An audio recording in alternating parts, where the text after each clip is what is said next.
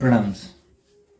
So, as I told earlier, this month of July 2026, we are going to be focusing on the light as always. But July, if you see last year also, this particular month, because it's the Guru Purnima month again, and this is the light consciousness, and hence we talk about connecting to the ascended masters who are light masters. We'll be also doing a series later on connecting with the four great light body masters, immortal masters, meditating upon them and taking guidance. Now, tomorrow's webinar, which is there, this is what I named as Teachings and Practices of Shambala. We have done this in 2025 once, and as I told you, it was not a part of course also. We just wanted to make it live. I didn't want to retain any part of the recording. So after 1 year, we are doing this live again. Now, one thing particularly I want to stress here, I'm not talking about any location, any geographical location, what we know as Shambala or Shangri-La. It has many names, and there are very much mysteries surrounding it. There are many claims of going in and out there, but I would like to tell you these are more deeper than that. These are the tattvas, and they can be accessed only through within. When we talk about physicality, that's completely a different realm where the astral body is so powerfully activated that you get the physical field presence, but it's not actually the physical body going here and there. Laws do not permit it, using the physical body in non-physical spaces. That is why we have these bodies, astral body and the physical body. Of course, the causal body also, the three bodies. So, going deep into that, we are going to connect into those zones and tap in those teachings, which is what I'm teaching. Last year also I taught the Saptarishis. They are the head of the rishis. Again, do not think anything physically, because the mind will immediately love to imagine and think physically things. I'm not talking about anything physical, neither the body nor a dimension or a loka which is physical. These are all fantasies of the mind. But you can have realistic experience like you have in your dreams, how real it looks. Even without the body, what is the feeling there that you have a body? Exactly like that, because that's your astral body. That is where all the experiences happen. We have done so much on the astral body and so much of work on that. Activating it, practicing using your astral body. You can do it very easily when you're practicing the shifting into awareness and living more in the present, because your presence activates. The presence is the tattva that experiences that astral body, and you are a presence, sometimes experiencing astral experiences and sometimes the astral in the physical, and then experiencing these. And that's how we have the best of both worlds, spiritual and worldly, and that's how we are navigating in this instrument called the body. I'm not the body, I'm not the intellect, I'm not any of these koshas. Fantastic, but who am I? I'm the presence. The presence also is a concept, because how do we name it? It's a little difficult, so we got to give it a name. It's beyond those concepts. So I am a presence that will never die. Sometimes I have an astral experience when I am so-called dead. And when I incarnate or manifest a body due to those karmic patterns of what is there in the causal body, Karan Sharira, then I take a human body. I go through vivid experiences in the human world. And what I teach, what I've already been focusing all these years, is to pay attention to all your experiences also. There is no need to give up any of your worldly experience, because you have taken this template for an experience and to finish that. But all that I say is be completely aware of. You can figure out in this world, you can enjoy, you can party, you can go to picnic, you can sing, dance, whatever you want to do. But one aspect of you is always present when you're doing all that stuff, and that has to be activated. Then you are kind of safe, and then you know how to navigate through life without using too much of a free will, because free will is adding extra to those karma. And we are here to exhaust the things from your causal body, karana sharira, so that there is no more karana or a cause to take another birth. We'll discuss this in deep. We'll understand how the yugas come in, and the 9 different dimensions of creation, the 7 different energies that help and sustain these dimensions. We'll go a little more deeper into how the Shambala masters look and teach at these things. As I've told you before, I've been in certain locations and places during my practice period, traveled to many such physical locations, not astral, but which were deeply connected to these tattvas, and from there I get these informations. Somehow my deep link with those masters or those places and the revival of certain memories by being in those places, that's enough for me to activate and understand what's going on. You can call it the intuitive part, and that helped me in my teaching profession. So I would also like to say how we are all light workers. We are all beings of light. There are beings which are completely experiencing and who are completely realized that they are beings of light. Those you may call as rishis. So such kind 7 great souls or Saptarishis, which is again not a physical entity, they are all templates. You can call them as archetype. That includes even Mahavatar Baba. When we talk about Kalki, all these are certain templates. It's a certain state of consciousness. They are not somebody who's physical. But yes, these energy patterns or this intelligence can manifest into a body like we have manifested. We are also beings of light, but here we are sitting right with the bodies. So there is no doubt anybody cannot manifest. But that's not the whole thing about it. It's not about searching or connecting to anything in the physical. Because if you know how to be in the astral body, you can have astral experiences, guidance, downloads, wisdom, protection, direction, intelligence. All these things can very easily come from your astral aspect. You necessarily need not come down to bring down your consciousness to the physical level so that you can see and connect with something physical. If you get what I am saying, that's enough. It's a little deep, these are, because we got to get rid of our concepts, too many concepts which will not help us go deep and connect to the great masters on that level. And those connections and those communications are not like what we imagine. That is where another fantasy land comes in. Most of the things that I've seen on YouTube, I've verified many things. It's just most of the things are fantasies, mind creations, and who knows what is the authenticity. So if you meditate, if you turn inward, and if you connect to those aspects within yourself, you can activate those centers and you can have a download of all this information like anything. It's my personal experience because I have not read these books. So many books I have kept. These are all for references. I have not even read all of them.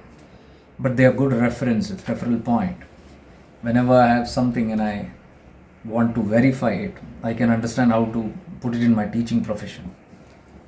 Or sometimes when I open up a book and I read and I say, yes, this has happened to me and I know this.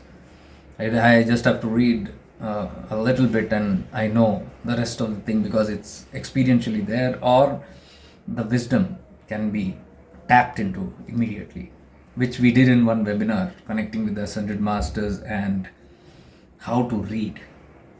When we say meditate on the books, what is the meaning of meditate on the books and how to do that? We have done a webinar on that. So all those guys who have always been with these tattvas and experienced things in all these areas, It's an abundant field. Must have seen in the past 3-4 years so much of diversity, so much of depth we have gone into. So it helps awaken all these different centers in us. And that's grace, because all this is happening by the will of the divine, what you call as Ishwar Tattva or cosmic intelligence. I'll discuss more in detail about who is Ishvara, what is Ishvara, what is Sanatan. The Sanatan is these energies, what I said, the 9 dimensions, the 7 powerful energies which create, balance, maintain, and if needed, resetting. These all come in the 7, and thus the basic fundamental energy or the intelligence is called Sanatan. Today we talk something else, it's absolutely not that. So let's understand what the Sanatan, and being a Sanatani means following those principles and being attuned or aligned with those principles, which is coming from nowhere but Ishwar Tattva. So Ishwar Tattva comes from the Param Tattva, which is formless and beginless, endless, and it doesn't have any attributes. That's called the Param Tattva or Shiva Tattva, what we call Parama Shiva. Again, it's not a concept, it's not a person that we imagine. So it's very, very deep. I'll connect and try to link about how numerology, astrology also connects with these secrets. It's very, very mysterious and very, very scientific. All these are very, very scientific. Spirituality and life itself is scientific. So we'll talk about the numbers of 3 or the multiples of it in 6 or 9 or the Shunya, the 0, the infinite, and how it recycles again. After 9 it's a 10, and in 10 there is 1 remaining in the Shunya, 0. It goes to 0 but 1 is remaining. That 1 is what is in your causal body, which gives you another birth. The seed that remains even when the pralaya happens. So that seed again germinates into the next yuga. We'll go deep into that. We'll understand what is this tattva of Mahavatar Baba and Kalki. Kalki is the restoration of truth. And the Kalki Tattva is now activated along with the Mahavatar Baba Tattva. The Mahavatar Tattva is Jnana Tattva, Yoga Tattva. And Kalki Tattva is truth, Satya. These are all active now, and they have their own ways of bringing a very powerful collective changes. And that's happening right now, so let's understand that. So what I've done is, Sunday I've kept a webinar tomorrow on the teachings and practice of Shambala. And the next 3 days for the same participants, Monday, Tuesday, Wednesday, we will have this life of a light worker. So you'll understand after doing this Shambhala and the practices, what is a light worker? I'm a light worker. Light workers are those who work for the light, or the light masters. They are called light workers. That's my name is Jake Light. So I've been doing this for the past almost 5 years now, with this thing in priority, in my understanding, in my experience, and that is what I've been trying to share and activate in others, the light in us. And if we understand this, align with this, you will understand how beautifully you become the instrument of these masters. They can function through you, they can, provided our templates are pure enough and ready enough, and we have that intention in that manner. So it's a beautiful network, and everybody is a light worker in one or the other way. Even an ant is, even a frog is, some or the other way. We'll understand that deeper. But when you come to this human template, you become very, very powerful beings. But because here you can accelerate and choose to connect. The others are unconsciously being helpful to each other, light workers. But a human can consciously do this work, like we are doing.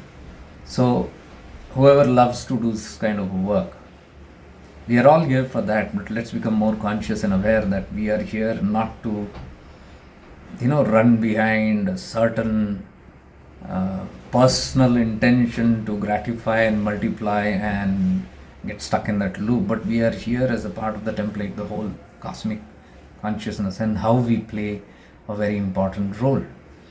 And what is our role? What can our role be? Because I feel once you understand your role as a light worker, how you assist and help others, not from the ego point of view, because we might want to help others from the ego point of view. No, the real help comes when it's a egoless approach, and that you will see it is automatic. Even without your will, things take over you and make you do it. And like I have always told, I didn't want to come into this profession. My plans were very different 6-7 years back, very different. And but here I am sitting doing this, and that's how I understand karturo jnani prapti phalam karma kim param karma tajjadam. Karma phala is not in your hands.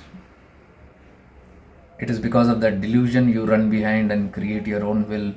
I want to do this, do that. But sooner or later you'll understand the phala is not in your hand. The Ishvara Tattva gives you it, depending on what you deserve, not what you think you should achieve. That when you awaken and realize, half the mystery is solved. Because the ego, the free will, starts dying down. Divine will takes over. So karma phala is not in your hands, and later we understand if karma phala is not in my hands, what is this karma about? I am doing karma for karma phala. So once I understand there is no karma phala, it's simply ordained and it comes in the right way. So then I understand that karma also is not in my hands, because whatever karma I am doing also is in a way preordained, and it has thousands of factors why it is playing. Like for example, you took Janma, you do not know why you took Janma, but there were factors playing behind it which made you take a birth and sit wherever you are in whichever location. It's not without your will. You might say it's your will, astral and all, that's all fantasy. It's the bija of what you left behind. So who decides how to germinate it? Just like a seed germinates, there is no person, there is no governance there to dictate and make it grow. It simply sprouts out. That's the Ishvara Tattva, cosmic intelligence. Same way, we are also undergoing the same kind of circumstances. So when we are born, when we understand these thousands of factors are playing and we are in a certain kind of a circuit, and then when you let go of the ego, the I, the doership, you understand karma also is not in your hands. So karma is being happening to you. So that's how we are. There's no intention to do this. It happens through your viveka, buddhi, mind, and settles down into the body and makes you do things, but you'll have to identify and find out how is that tattva doing in me. Once you understand, then that is what is called, oh, God is working through me. Once you understand that. So that's all what we are trying to get into, and tomorrow's webinar is again focused on those things and how you are connected to these light masters and how you can be a light worker. We all are, but a conscious light worker. And then you will understand, even in those 3 days, I'll explain to you the challenges of the light worker, because you are being, you can say, placed or planted in places where you are needed the most, and obviously those places are, which is darkness. So you play the role of a light, and when you shine your light, you can have a lot of resistance, a lot of darkness or oppositions, not just from the outside but from inside also. Your own negativities will fight. So the life of a light worker, I've explained this, how I've been using and loving this term for almost close to now 28 years now, this light worker.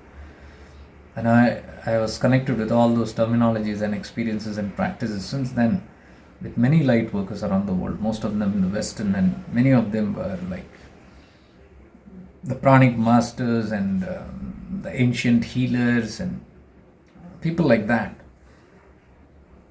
That helped me understand how these people who are close with nature are able to do it well. And Mahavatar Baba comes from that template. Nature, mountain, caves. We'll understand what is the meaning of that cave. We'll understand what is the meaning of Himalayas, what is the meaning of Uttar, north, going up north, and what is the snow, what was snow and what is ice, And you'll be amazed to see how deep these tattvas are. It's not just physical Himalayas. It's all about symbolical representation. As I told you many times, many of the things that are mentioned in our scriptures, Puranas, they are all in the coded format. So they are very, very symbolic and you cannot catch it very easily. And they have been deliberately put in that coded format so that greedy minds or impure minds should not tamper into that and get those secrets and then tabulate it and misuse it. So that's why we call it's by the grace of God. It's not that somebody has kept a lock somewhere and they've coded it and left it in some gupt place or with some rishi or with some guru. Then you need to approach the guru or the rishi or some mysterious being, and only if that person wants you're going to get the keys open. It's not like that.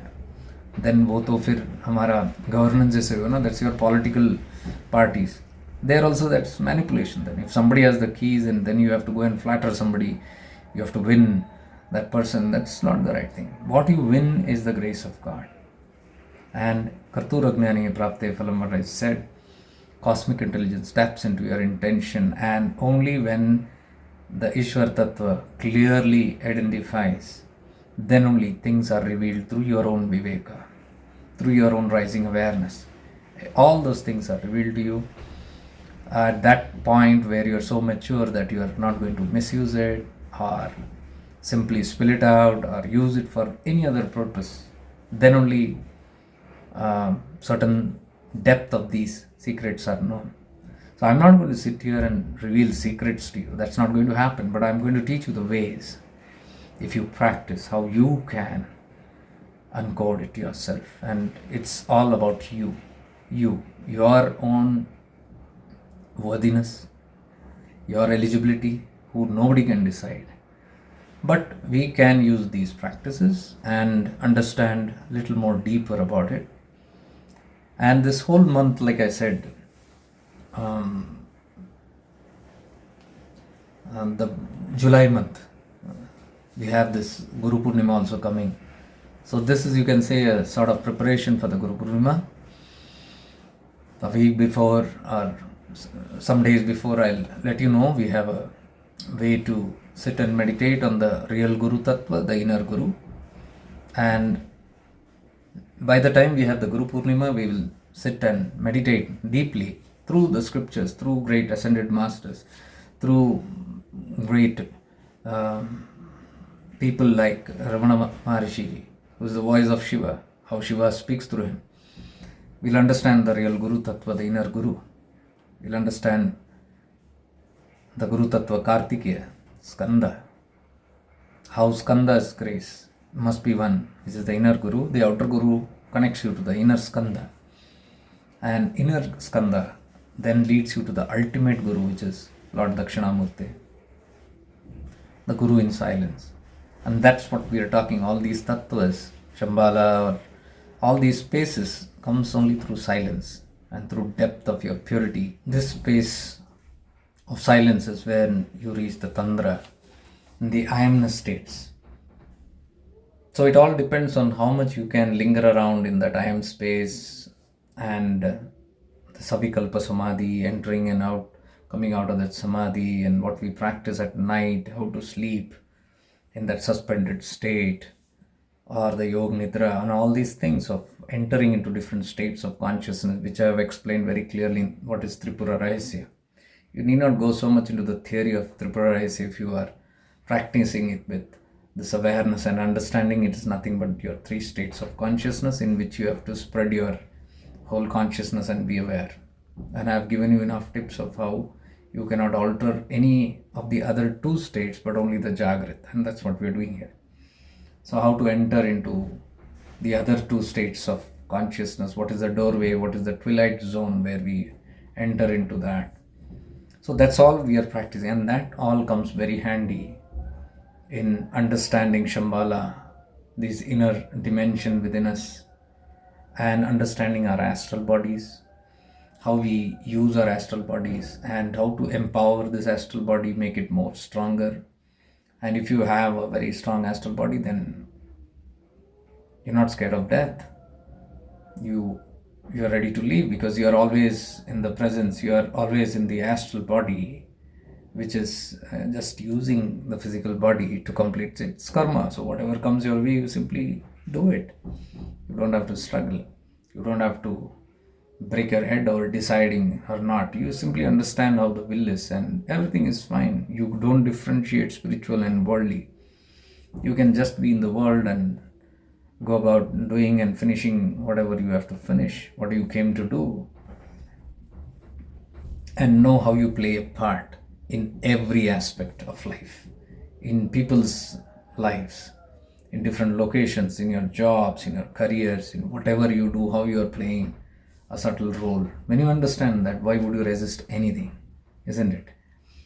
So that's how I've lived my life, and that's how I show by example also, that I'm not somebody who will change my clothes and wear colorful clothes or wear malas. And this mala, what you see, is from Hidakan Baba's place, and I just loved it and the feel of it. So I just wore it till it's there.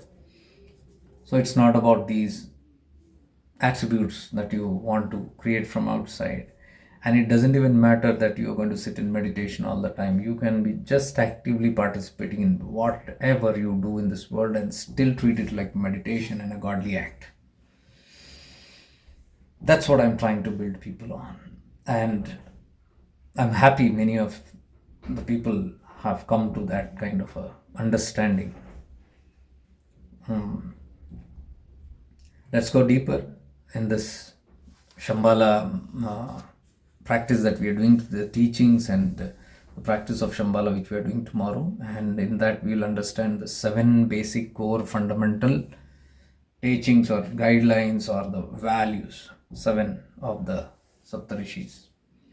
And that is what they literally follow, the Shambhala masters. And if it is coming down to us, it simply means that it's not a force, but it's an option.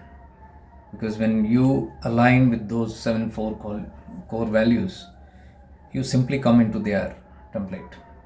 And that's how you connect, and it's a very automatic kind of a work that we do. So we will understand a little more about the archetypes and the tattvas. We become more about the tattva bodha so that we can align all the time and remain in constant awareness, guidance, support and protection, direction. So in the Guru Purnima time, I'll let you know how, but I think this is a good preparation for that, where we learn to purify ourselves and connect a little more deeper so that we understand the Sukshma Tattva of Guru. Guru Tattva is very, very Ati Sukshma. Right now, we only know the external Guru Tattva. That's fine. We worship it. We have devotion to it. We meditate on it. We are surrendered to the external. Okay, that's all fine. But there is more. There is even more. It's a long journey.